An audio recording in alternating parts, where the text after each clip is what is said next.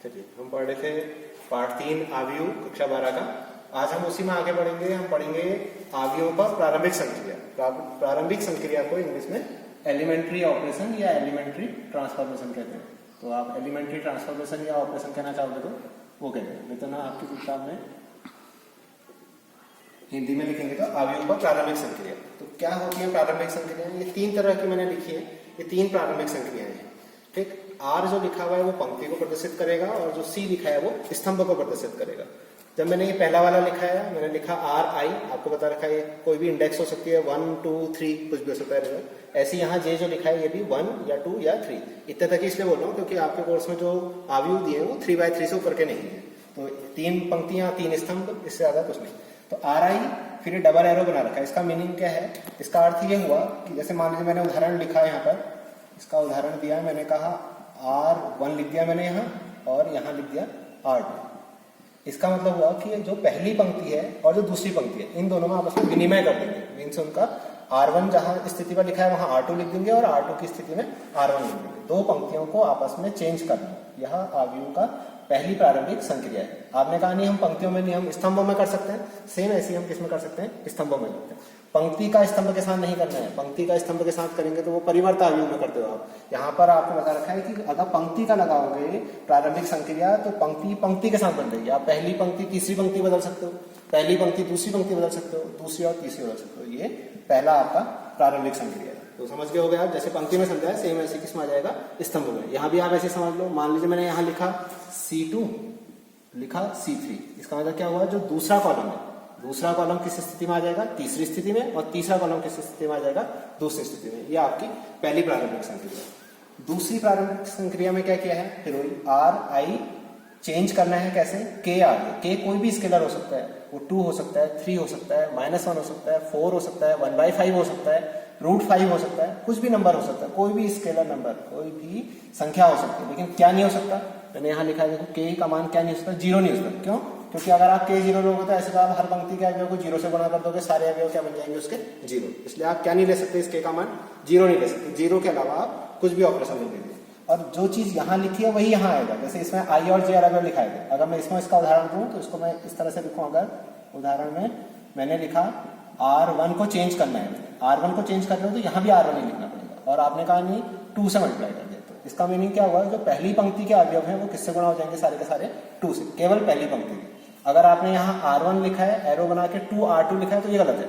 जिस पंक्ति को आप चेंज करना चाह रहे हो उसी को किसी स्केलर नंबर से मल्टीप्लाई करोगे, गुणा करोगे। गुणा का मतलब भाग भी हो गया, क्योंकि के की वैल्यू जरूरी नहीं है कि संख्या में वो परिमेय संख्या के रूप में 4/5 टाइप का भी हो सकता है। तो R1 को कैसे चेंज किया मैंने? 2R1। इसका मतलब हुआ पहली पंक्ति के सारे अवयवों को मैंने किससे गुणा कर दिया होगा? 2 से। ऐसे आप स्तंभ में देख सकते हो। यहाँ भी मैंने दोनों जगह एक ही इंडेक्स बना रखी है। आप आई लिखा है, आप दोनों जगह जे लिख लीजिए। इसका भी उदाहरण इसी तरह समझ सकते हो। मान लीजिए मैं C3 में चेंज कर रहा हूँ और C3 को मैंने 1/2 से मल्टीप्लाई कर दिया, 1/2 C3। तो अब जो नया C3 बनेगा उस नए C3 में जो थर्ड कॉलम है उसके सारे अवयव किससे गुणा हो जाएंगे? 1/2 से। तो यहाँ ध्यान रखें किसी भी स्केलर से गुणा कर सकता हूँ, लेकिन वो स्केलर क्या नहीं होना चाहिए? 0 नहीं होना चाहिए। तो 2 प्रारंभिक संक्रियाएं आप समझ गए होंगे। पहली प्रारंभिक संक्रिया में हमने पंक्तियों का क्रम बदला था, पहले को दूसरे के साथ या दूसरे को तीसरे के साथ बदला था, या फिर स्तंभों का क्रम बदला था, पहले स्तंभों को तीसरे से बदल दिया या दूसरे को तीसरे से बदल दिया। दूसरी संक्रिया में हमने क्रम नहीं बदला है, हमने किसी पंक्ति के अवयवों को किसी शून्येतर संख्या, शून्य से अलग जो संख्या है उससे गुणा कर देना है, पंक्ति में भी या फिर स्तंभ में। दोनों जगह नहीं करेंगे, देखेंगे प्रश्न में हम किस तरह से इनको हल करेंगे। ऐसी तीसरा वाला मेन है आपके पास। अब इसको समझिए। इसमें मैंने फिर यह आई लिखा है और यहाँ जे लिखा है। फिर इसका उदाहरण समझिए, यहाँ से समझ में नहीं आएगा तो मान लीजिए मैंने ऐसे लिखा, R1 लिखा है। अगर मैंने R1 लिखा है तो मुझे यहाँ भी पहले R1 ही लिखना पड़ेगा। और आपने कहा नहीं सर हमने तो R2 लिखा था, R2 लिखा हुआ तो पहले भी R2 लिखोगे। तो इसका मीनिंग हुआ कि आप R1 बदलना चाह रहे हो। कैसे बदलोगे? पुराना क्या R1 था किसी दूसरी पंक्ति के साथ या रो के साथ, फिर से मैंने 2R3 लिख दिया। इसका मीनिंग हुआ कि पहली पंक्ति आप बदलोगे। कैसे बदलोगे? पहले से उस पंक्ति में क्या लिखा था और तीसरी पंक्ति में जो अवयव लिखे थे, तीसरी पंक्ति के अवयवों को 2 से गुणा करना है और पहली पंक्ति के अवयवों के साथ जोड़ देना है। इस तरह से आपका जो नया अवयव बनेगा उसकी पहली पंक्ति बनेगी। फिर समझिए पहली पंक्ति किस तरह से बनेगी। पहली पंक्ति बनाने के लिए आप क्या कर रहे हो, अगर मैंने ये लिखा हुआ है, यह प्रारंभिक संख्या लिखी है, इसका अर्थ है कि पहली पंक्ति बदली जाएगी। कैसे बदली जाएगी? तीसरी पंक्ति के सभी अवयवों को 2 से गुणा करूंगा और पहली पंक्तियों के संगत अवयवों के साथ जोड़ दूंगा, तो नए अवयव की पहली पंक्ति निकल आएगी। सेम इसी तरह से इसमें समझिए, इसमें मान लीजिए मैंने ऐसे लिख दिया C2, अगर मैं C2 में चेंज कर रहा हूं तो पहले C2 ही लिखना पड़ेगा।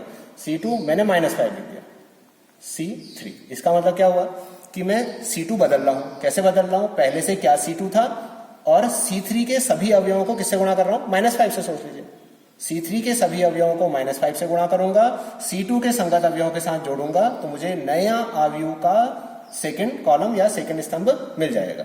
तो ये 3 एलिमेंट्री ट्रांसफॉर्मेशन या 3 प्रारंभिक संक्रिया आप समझिए। इन प्रारंभिक संक्रियाओं की ही मदद से हम लोग अवयवों का व्युत्क्रम निकालना भी एक एक्सरसाइज आएगी आपकी। ठीक, अब इसका यूज कैसे होता है देखिए। एक मैंने आव्यूह समीकरण लिखी है, आपको पहले ही बताया आव्यूह समीकरण कैसे लिखा जाता है। जैसे हम समीकरण सिंपल लिखते हैं तो यहाँ तीनों ये आव्यूह लिखी हुई है, तो x भी एक आव्यूह है, a एक आव्यूह है, b। इसका मतलब क्या हुआ, ये जो पहला आव्यूह लिखा है ये 2 आव्यूहों के गुणन के रूप में, ये आपने नहीं सोचना, ये प्रश्न में दिया रहेगा और आपसे इन दोनों में से कोई एक चीज पूछ सकता है। वो कहेगा कि पंक्ति वाला ट्रांसफॉर्मेशन लगाइए, पंक्ति वाली प्रारंभिक संख्या लगाइए। तो मैंने लिखा है, किताब में लिखा हुआ है आपका प्रारंभिक पंक्ति संक्रियाओं को लगाना। इन तीनों में से कोई भी पंक्ति वाली संक्रिया आप लगाओगे तो यहाँ तो एक ही आव्यूह है तो इसमें तो सीधे लगा देंगे। तो इसका मतलब जो मैंने बाएं पक्ष में लिखा है उसमें तो आप पंक्ति संख्या लगाओगे, लेकिन दाएं पक्ष में तो 2 आव्यूह लिखे हैं तो दोनों में नहीं लगाओगे वो प्रारंभिक संक्रिया। वो प्रारंभिक संक्रिया केवल किसमें लगेगी? पहले आव्यूह पर। ए पर लगेगी से मतलब नहीं है, पहले आव्यूह पर लगेगी, ऐसा याद कीजिए। यहाँ पर लिखा हुआ है एक आव्यूह 2 आव्यूहों के गुणनफल के रूप में है। आपसे कहा प्रारंभिक पंक्ति संक्रिया लगाइए, पंक्ति संक्रिया लगाने पर यहाँ एक आव्यूह है तो इस पर सीधे लगा दीजिए, लेकिन दाएं साइड वाले में आपके पास 2 आव्यूह हैं तो दोनों पर नहीं लगेंगे। किस पर लगेंगे? पहले आव्यूह पर। इसलिए यहाँ लिखा हुआ है किस पर लगेगी प्रारंभिक संक्रिया? केवल ए पर लगेगी, बी वैसे ही उतरेगा। दूसरी लाइन में उसी का उल्टा लिखा हुआ है। अब क्या लगा रहे हैं? स्तंभ वाली संक्रिया लगा रहे हैं। अगर स्तंभ वाली संक्रिया लगाएंगे तो बाएं पक्ष में एक ही आव्यूह है तो सीधे लग जाएगा, लेकिन दाएं पक्ष में किस पर लगेगा?